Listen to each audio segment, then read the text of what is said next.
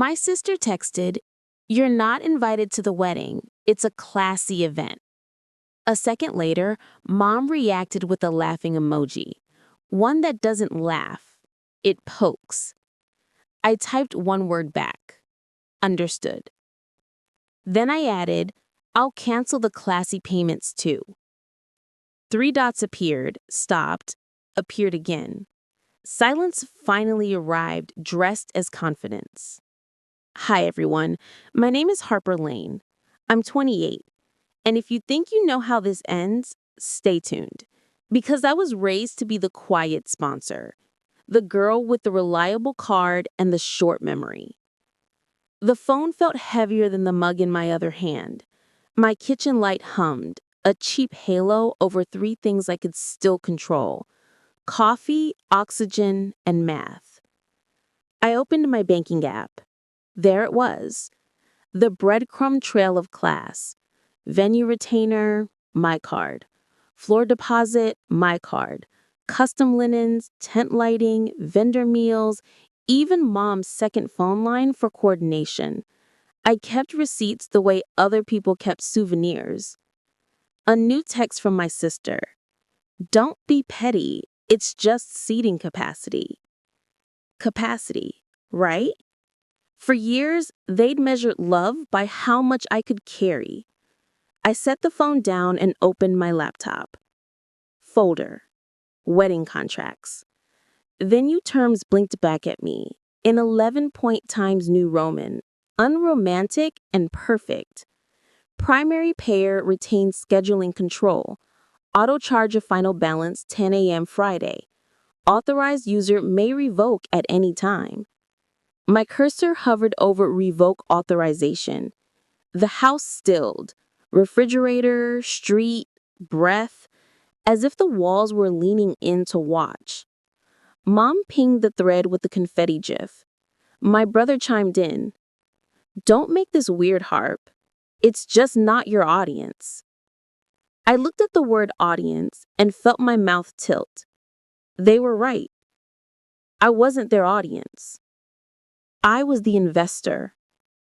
A calendar reminder popped up on my screen. Venue walkthrough in 24 hours. Host required. Host. That would be me. I clicked open the payment panel. The button glowed. Revoke. And then a new message slid across the top of my screen from an unfamiliar number. "Hi Harper, this is the venue manager. Quick question about who actually controls the date." The message sat on my screen like an unopened gift. "Hi Harper, this is the venue manager. Quick question about who actually controls the date." I stared at it for a full minute, steam curling from my coffee.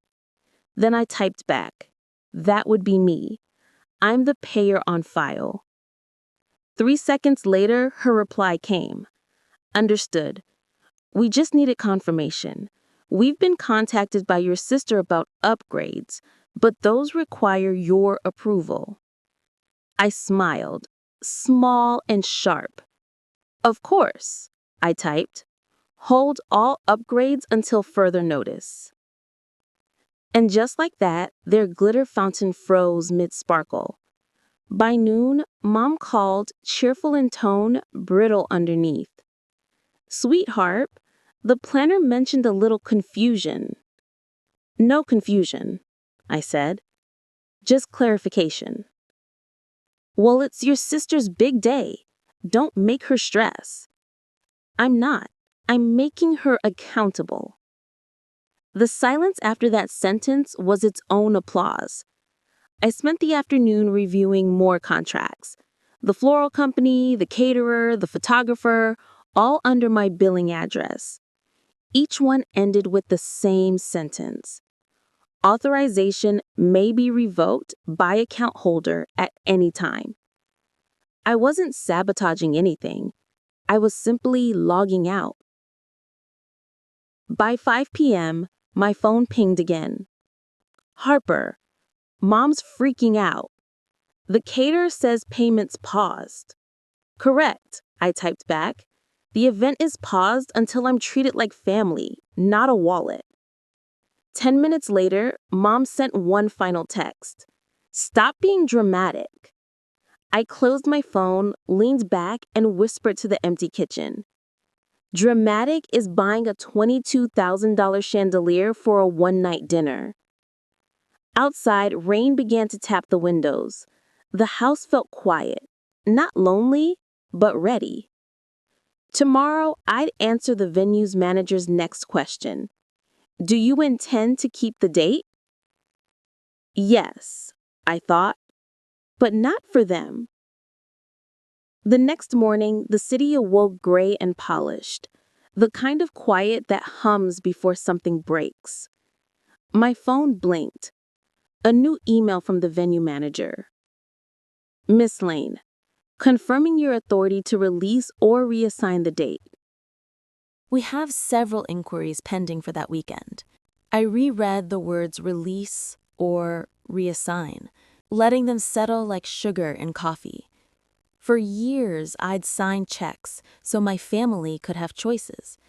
Maybe it was time I had one. I opened my messages to find the group chat exploding. "Mom, fix this." "Harper, the venue says it's frozen." "Sister, you're embarrassing yourself."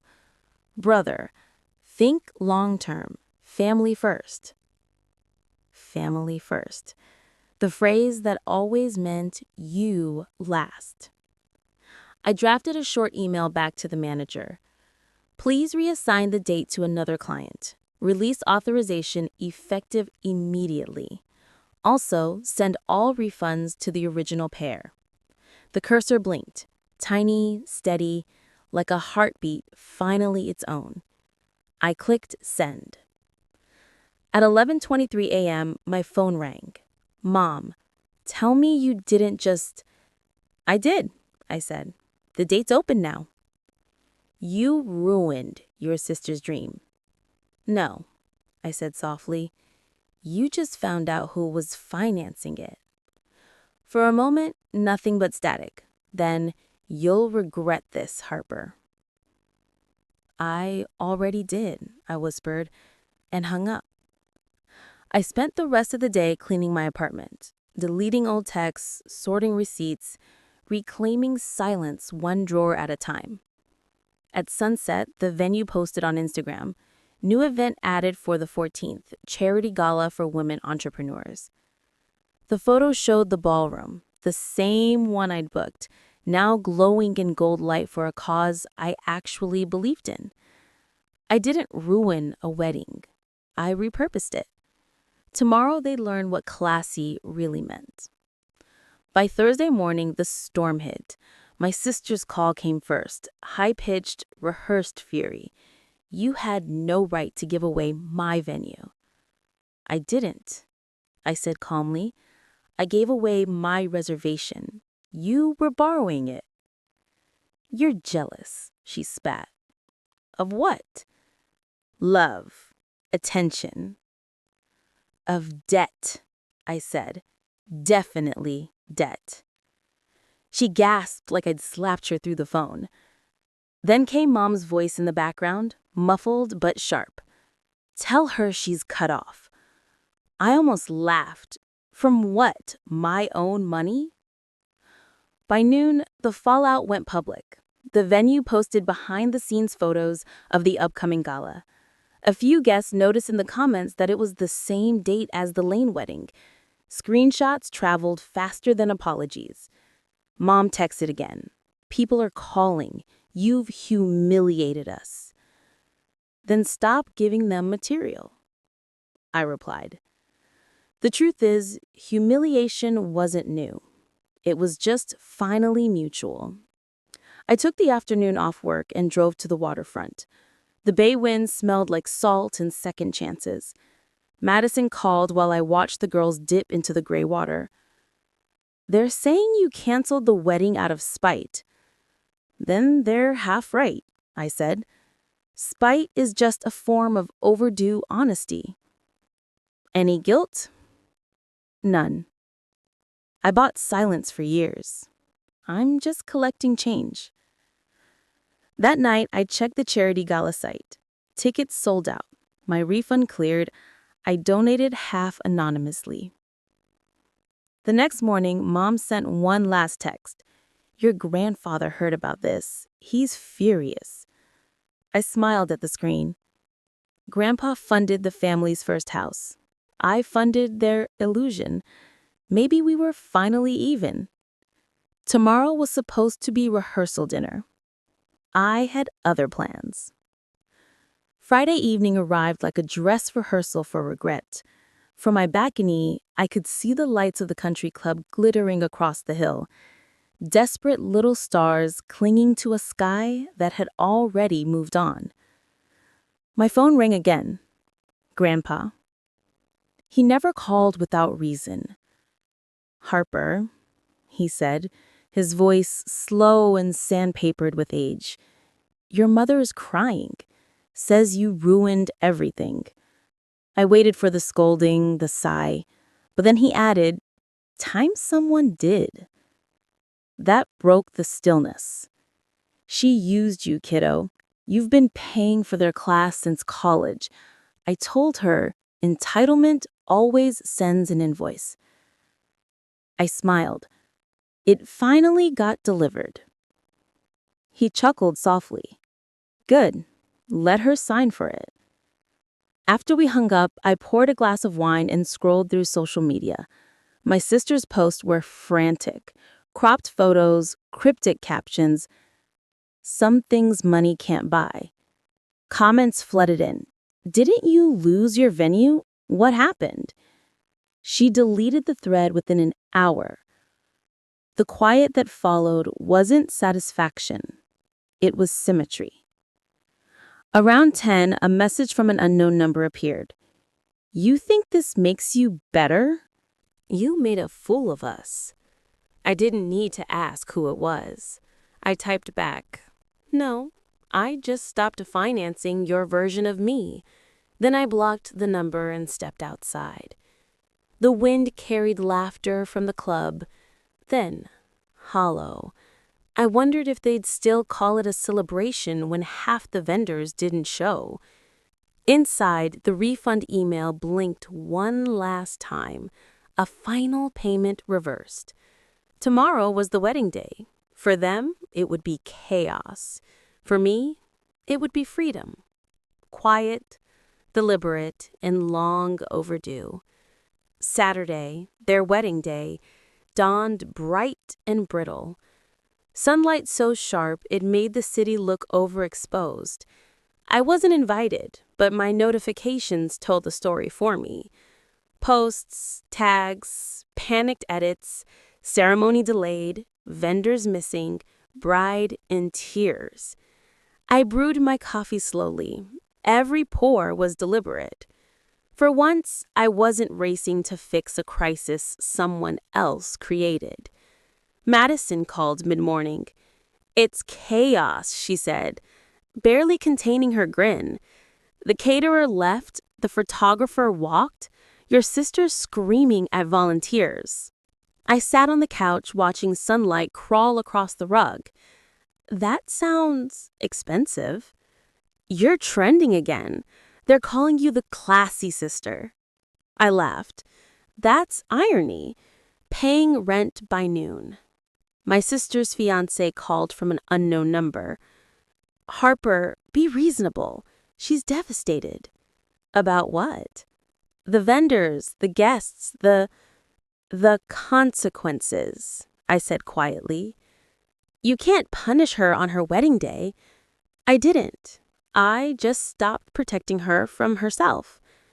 After the call, I drove past the venue, not to gloat, just to see the aftermath. Balloons sagged in the heat. Guests stood outside checking their phones. Through the glass, I saw my sister clutching her bouquet like a lifeline, Mom whispering behind her hand, faces tight with disbelief. And then through the blur of sunlight, Grandpa appeared beside them. He wasn't scolding. He was walking out, alone. I parked, stepped out quietly, and nodded as he passed. You were right, he said under his breath. Class isn't about chandeliers. No, I said softly. It's about consequences. That evening, I donated the last of the refund to a woman's shelter in my sister's name. Anonymous, of course. The wedding ended before sunset. The marriage, well, that wasn't my problem. Tomorrow, I'd send one final message. Sunday morning came wrapped in the kind of silence money can't buy. No phone calls, no alarms, no family chaos humming through my walls. Just coffee, sunlight, and a house that finally felt like mine again. The first notification arrived around 10 o'clock, a tagged post. My sister had uploaded a single black and white photo, her bouquet tossed aside on the floor, captioned, "Every lesson has a cost." It had barely 50 likes. For her, that was extinction. I scrolled through the comments, some sympathetic, most curious, a few cutting. One read, "She shouldn't have used her sister." Another, "Classy people pay their bills." I didn't click like. I didn't need to. At noon, Mom called again, her voice paper thin. "You proved your point. Are you happy now?" "No," I said gently, "just balanced." She sighed. "We're family, Harper." Exactly why I kept records, I said, and hung up. That afternoon, Grandpa stopped by unannounced, carrying a small envelope. Inside was a check made out to me for the exact amount of the wedding's original budget.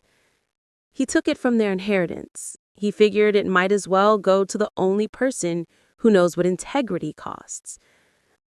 "I don't need it," I told him. "I know," he said. "That's why it's yours." After he left, I placed the check in the same folder that once held all their contracts. Then I poured another cup of coffee, opened my laptop, and wrote my final message to the group chat. Debt settled, boundaries intact. I wish you both a lifetime of lessons learned. I hit send, then left the chat forever. Outside, gulls circled the bay. For the first time in years, their sound didn't grate. It harmonized. Tomorrow, I'd end this story the same way it began, with a message they couldn't ignore. Monday morning came like a clean page. No alarms, no group chats, no emergencies that carried my name on the invoice. Just the smell of rain through an open window and the soft reminder that peace doesn't need witnesses. I brewed my coffee and composed one last message, not to them, but to myself. A simple note saved in my drafts. "Remember this silence. You earned it." Then I opened my email. The charity gala I'd reassigned the venue to had sent a thank you letter. "Your decision helped us raise over $180,000 for women starting over after financial betrayal." I read the line twice, smiled, and finally understood. Revenge had morphed into restitution. My phone buzzed once, a text from my sister. "We're moving. Needed a fresh start. I'm sorry for all of it." 3 dots blinked, then nothing. No excuses, no manipulation, just space. I typed back, "Start fresh. Pay forward." Then archive the tread forever. Outside, the city shimmered,